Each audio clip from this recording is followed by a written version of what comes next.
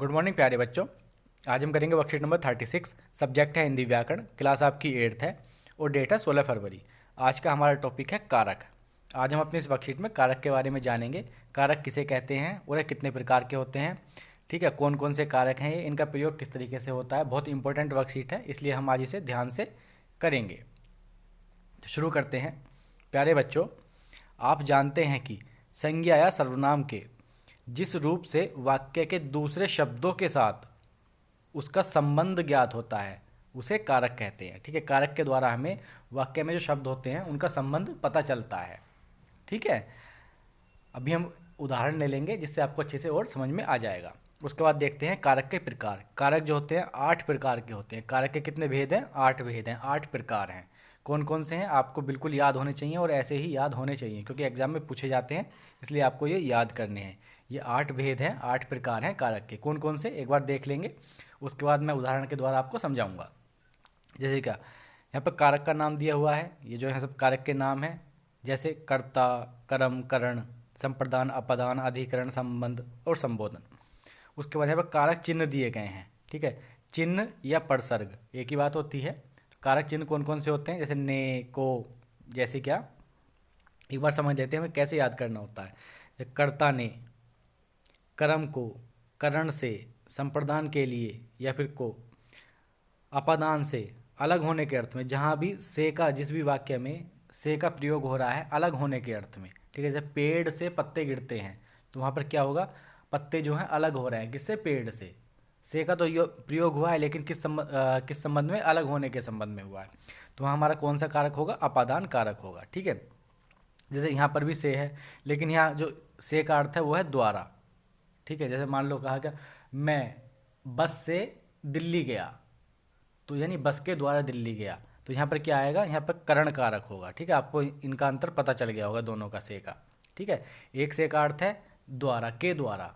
ठीक है, कलम से, मैं कलम से लिखता हूँ, तो यहाँ पर क्या हो जाएगा? करण कारक हो जाएगा इस वाले वाक्य में। और ऐसे ही कहा गया, जब मैंने आपको बताया था पेड़ से पत्ते गिरते हैं, तो यानी अलगाव हो रहा है, तो वहाँ पर हमारा अपादान कारक हो जाएगा। उसके बाद अधिकरण कारक में आता है, अधिकरण में में और पर। ठीक है, जहाँ जिस भी वाक्य में में या पर का यूज़ होता है वहाँ पर क्या होता है? हमारा अधिकरण कारक होता है। ऐसे ही संबंध कारक क्या होता है? का, की, के। जहाँ पर भी जिन भी वाक्य में का, की, के जिस शब्द के साथ प्रयोग हो रहा हो वो क्या होते हैं? संबंध कारक होते हैं। ऐसे ही संबोधन, हे या अरे, इस तरह के जो शब्द यूज़ होते हैं वहाँ पर क्या होता है? हमारा संबोधन कारक होता है। एक बार देख लेते हैं किस तरीके से इनकी हम पहचान करते हैं। मैं एक उदाहरण ले लेता हूँ। जैसे क्या इसमें कहा गया है, राम ने रावण को तीर से मारा। ठीक है, तो हमें संबंध कैसे पता चलेगा? ने, मैंने बताया था कर्ता ने, कर्म को और करण से। ठीक है, 3 शब्द होते हैं, कर्ता ने, कर्म को, करण से, संप्रदान के लिए, अपादान से अलग होने के अर्थ में, संबंध का, कीरे, अधिकरण में, पर पे। इस तरीके से आपको याद करने हैं। तो क्या हो जाएगा? राम क्या हो जाएगा? हमारा कर्ता। ठीक है, कर्ता ने, कर्म को, तो रावण क्या हो जाएगा? हमारा कर्म। करण से, ठीक, किससे मारा? तीर से मारा, तीर क्या हो जाएगा? यहाँ पर हमारा करण हो जाएगा। इस तरीके से हमें संबंध का पता चलता है इनका। ठीक है, आपको अच्छे से समझ में आ गया होगा।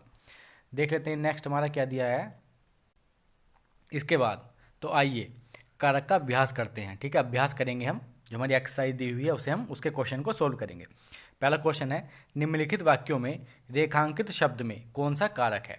ठीक है, हमारे वाक्य दिए गए हैं, इनमें रेखांकित शब्द हैं, इनमें बताना है हमें इनमें कौन सा कारक है। ठीक है, कैसे बताएंगे? हम इन्हें याद कर लेंगे एक बार। कर्ता ने, कर्म को, करण से, संप्रदान के लिए, अपादान से, अलग होने के अर्थ में, अधिकरण में, पर पे, संबंध, काकी के, संबोधन, हे रे। हमें इस तरीके से इन्हें सबको याद कर लेना है। उसके बाद हम इन्हें पहचान कर पाएंगे कौन सा कारक है कौन से शब्द में। तो देख लेते हैं एक बार। पहला हमारा है, श्याम की पत्नी मेरी बहन है। तो यहाँ पर जो रेखांकित शब्द है श्याम की पत्नी, इसमें बताना है कौन सा कारक है। तो कौन सा शब्द यूज हुआ है? यहाँ पर हमारा चिन्ह यूज हुआ है की। ठीक है, की किस में यूज होता है? संबंध में यूज होता है, संबंध कारक में। ठीक है, का, की, के जो किस में यूज होते हैं? संबंध कारक में होते हैं। तो यहाँ पर हमारा क्या हो जाएगा? संबंध कारक हमारा रेखांकित शब्द में क्या हो जाएगा? संबंध कारक हो जाएगा। तो यहाँ लिख देंगे हम संबंध कारक। उसके बाद ऐसे ही नेक्स्ट है हमारा, वह आगरा से बस से आया। तो हमें इसमें बताना है कि इसमें कौन सा कारक है।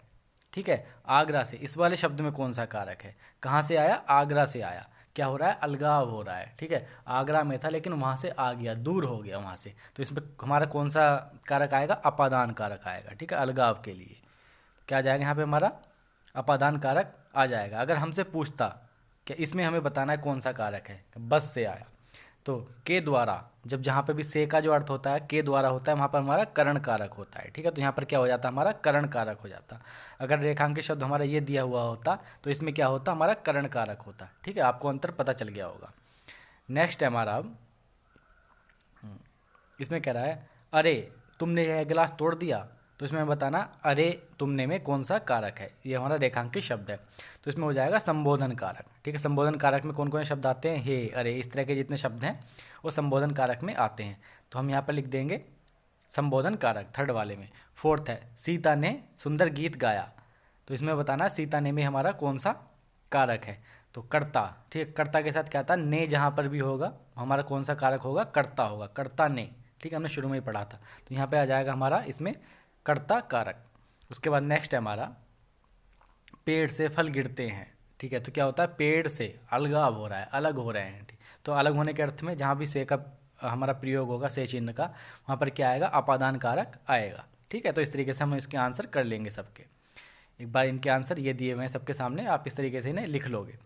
नेक्स्ट है हमारा सेकंड क्वेश्चन है, रिक्त स्थानों की पूर्ति उचित परसर्ग या कारक चिन्ह द्वारा कीजिए। ठीक है, जो कारक चिन्ह है, परसर्ग है, वो हमारे रिक्त स्थान पर लिखना है। पहले जैसे कि पहला क्वेश्चन है, माँ ने सौरभ को बहुत डांटा, तो हमारे यहाँ पे क्या आ जाएगा, को आ जाएगा, आपको यहाँ पर को लिख देना है।